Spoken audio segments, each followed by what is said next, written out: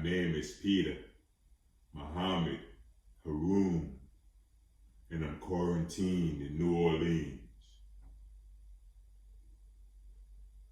Allahu Akbar, Allahu Akbar, Allahu Akbar.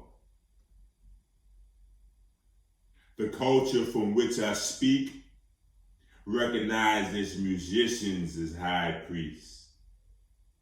And we need music right now, yo, more than ever before. And we need visual artists creating works depicting the truly peaceful nature of Black women so we can use for our image boards. Then watch how that one act alone could positively influence the entire globe. Now, it's the time for humanity to meditate and elevate, then embrace art again. I mean, what else are we doing, man? Tune into the artists that encourage you to better yourselves, your physical being as well as your mental health. Artists whose works increase your spiritual wealth, or don't. It's your option. But regardless, we will work together as a ministry of artists determined to create the soundtrack to get through all this. And I'm reporting live from New Orleans. And instead of sitting here stressed, we as artists are here to help, to reset our intentions by redirecting where we pay our attention. There is no time better than this to reclaim our divine lineage. Especially while we out here learning how to practice social distancing with each other. We can also learn better how to be more respectful towards our mothers and only come near them with clean hands and hearts. Remove your shoes when you are in their presence. Live life like every environment we go in will directly impact them.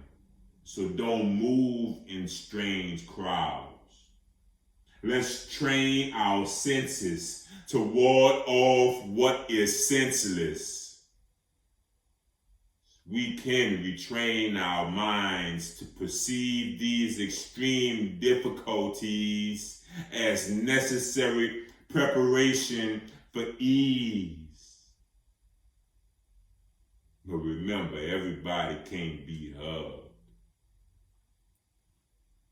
I saw a video of a Muslim woman walking down the street 6 feet behind a man in front of her with a stride like, "Laugh at me now."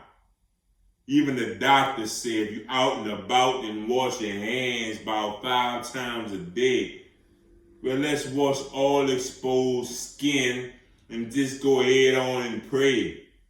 Ask our honored ancestors to guide the way.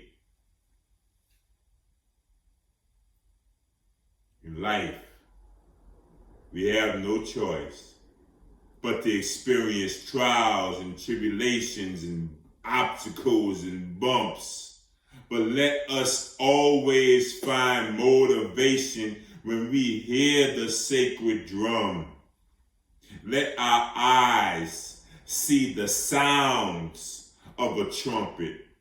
Let our ears hear all of the loud colors. Let our souls value the gentleness of water paints, while our consciousness reconnects us to ancestral memories again, as we prepare to heal the land for future families with our hands and our values. And we know it's unavoidable. We all must experience transitions. But it's our choice to accept a lifelong mission, to make something at least a little bit different, a little bit better.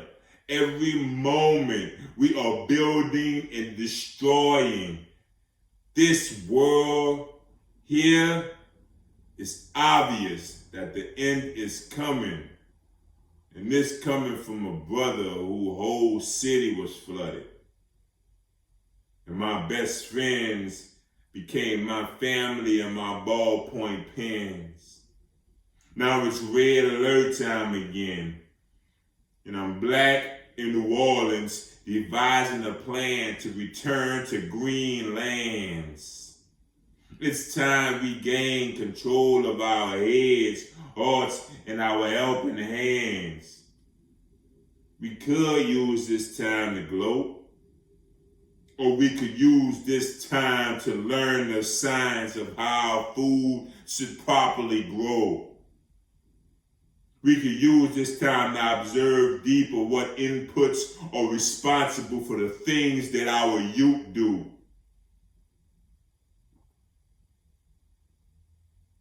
We could use this time to find out more about our spouses. While we have more time to spend in our houses, let's contact our family historians. Let's speak with the elders. There's a lot they done been through, and they have a lot to tell us. Let's set up family altars, lifting up our ancestors. Let's reimagine the community on a vision board at home with our youth before they get bored.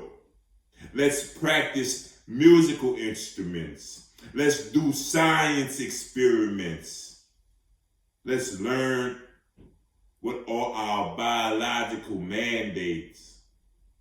Set goals, devise schedules, and don't procrastinate. Fast and learn to appreciate the minimalist mind state.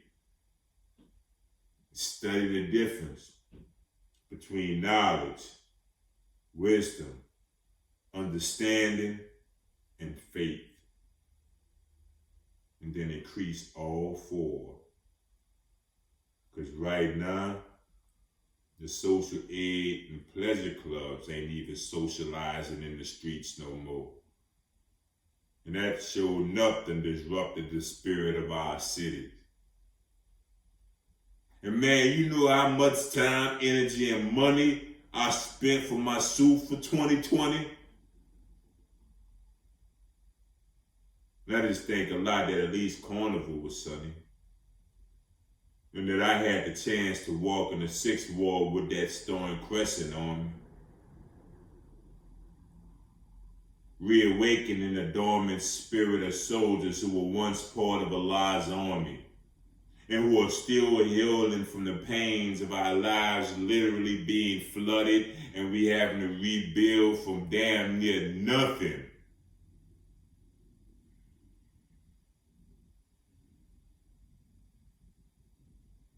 But if it's one thing that it taught us, is if there's a will, there's a way. M.Haroon from New Orleans, Louisiana, had as a child become a student of Edward Harrell Hampton. Then I became a student of Kalamu Yasalam.